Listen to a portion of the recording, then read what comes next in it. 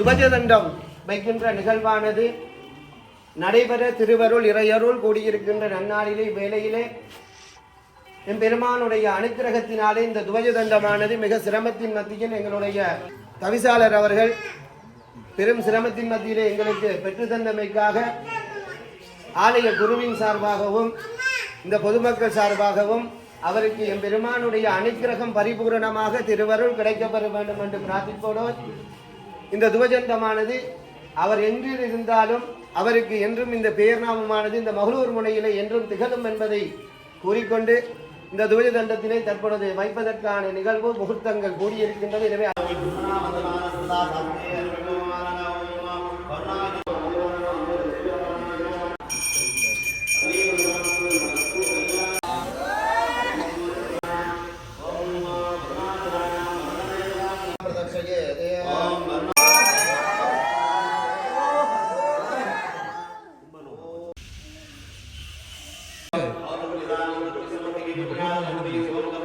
ஓம் தத்வாயாமி பிரம்மஸ்ராய நமஹ நமோ தீர்க்கமாயுகோ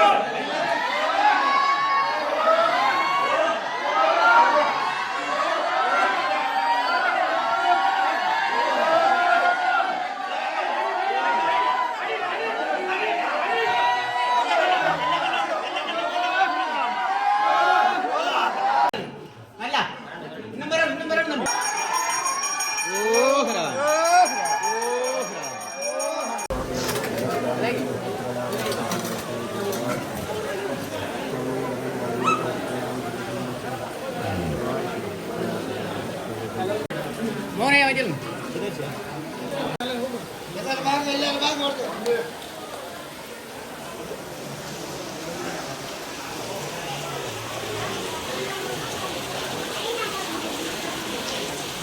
எம்பெருமானது திருவருளால் இந்த எம்பெருமானுக்குரிய கொடிமரம் நடப்பட்டிருக்கின்றது. அனைவரது ஒத்தாசையோடும் எம்பெருமானது திருவருளோடும் இந்நிகழ்வு நிகழ்ந்திருக்கின்றது. அந்த வகையில் நான் எல்லாருக்கும் முதற்கண் நன்றியை தெரிவித்து இந்த கொடிமரமானது எமது பல இடங்களில் நாங்கள் விசாரிக்கும் அதற்கான பணங்களும் செலுத்தியும் தவறியிருந்த வேளையிலே நாங்கள் அதே நேரம் எமது மண்மனை தென்னறிவை பற்றி பிரதேச சபை தவிசாளர் அவரிடம் ஒரு விண்ணப்ப கடிதத்தினை நாங்கள் பரிவான சபை நாங்கள் கொடுத்திருந்தோம். அதற்கு இணங்க அவர் அதற்கான முயற்சிகளை மேற்கொண்டு இந்த ஆலயத்துக்கு தான் வழங்க வேண்டும் என்ற ஒரு பெரும் எண்ணத்தோடு அவர் உரிய நேரத்துக்கு எமக்கு தந்துள்ளார். அந்த வகையில் நான் பிரதேச சபை தவிசாளர்களுக்கு இந்த மக்கள் சார்பிலும் ஆலயத்தின் சார்பிலும் எங்களது பரிமாண சபையின் சார்பிலும் பொதுமக்கள் சார்பிலும் உலங்கறிந்த நன்றிதனை இந்த நேரத்திலே நான் தெரிவித்துக் கொள்கின்றேன். அவரது சேவை மென்மேலும் உயர வேண்டும். எல்லாம் வல்ல எம்பெருமானது திருவருளால் அவரது சேவைகள் நன்னடத்தையாக நல்ல மாற வேண்டும், நல்லதை செய்து கொண்டிருக்கின்றார். அந்த வகையில் நாங்கள் எமது ஊராட்சியை நாங்கள் மேலும் பாராட்டுகளை தெரிவித்துக் கொண்டிருக்கின்றோம்.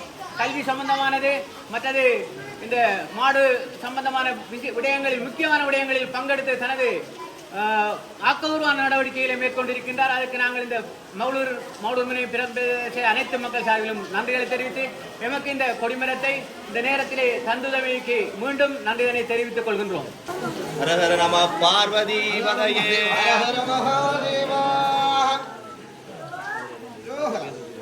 மண்முனை தென்னரை பற்றி தவிசாளர் அவர்களே ஓரிரு வார்த்தைகள் உங்களை கிராம மக்களுக்காக.